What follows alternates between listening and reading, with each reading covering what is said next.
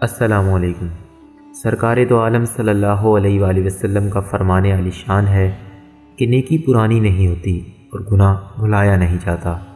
جزا دینے والا یعنی اللہ عز و جل کبھی فنا نہیں ہوگا، لہٰذا جو چاہے کر تو جیسا کرے گا ویسا بھرے گا۔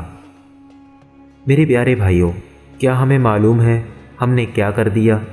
ہم نے قربت کو دوری کے بدلے، عقل کو خواہشات کے بدلے اور دین کو دنیا کے بدلے بیچ دیا ہے۔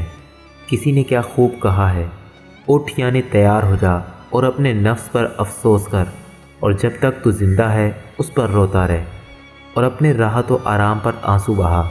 کہ جب کوئی نوجوان اپنی نفسانی خواہشات کے بارے میں اللہ عز و جل سے ڈرتا ہے تو وہ ایمان میں کامل ہو جاتا ہے۔ حضرت سیدنا جابر بن عبداللہ رضی اللہ تعالیٰ عنہ بیان کرتے ہیں کہ محبوب رب العزت محسن انسانیت صلی اللہ تعالیٰ علیہ وآلہ وسلم کا فرمان مغفرت نشان ہے کہ جب اللہ عز و جل کسی بندے کی مغفرت فرمانا چاہتا ہے تو اسے گناہ سے روک دیتا ہے، اور جب اللہ عز و جل کسی بندے کا عمل قبول کرنا چاہتا ہے تو اسے نیک عمل کی طرف مائل کر دیتا ہے۔ توبہ کے 3 انعامات ہیں۔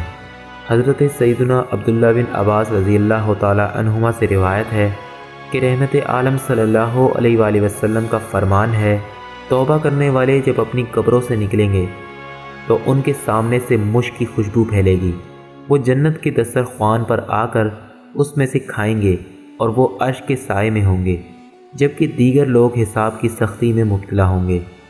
ایک شخص نے تاجدار رسالت شہنشاہ نبوت صلی اللہ تعالیٰ علیہ وآلہ وسلم کی بارگاہ میں حاضر ہو کر عرض کی، یا رسول اللہ صلی اللہ علیہ وآلہ وسلم، میں کس چیز کے ذریعے جہنم سے نجات پا سکتا ہوں؟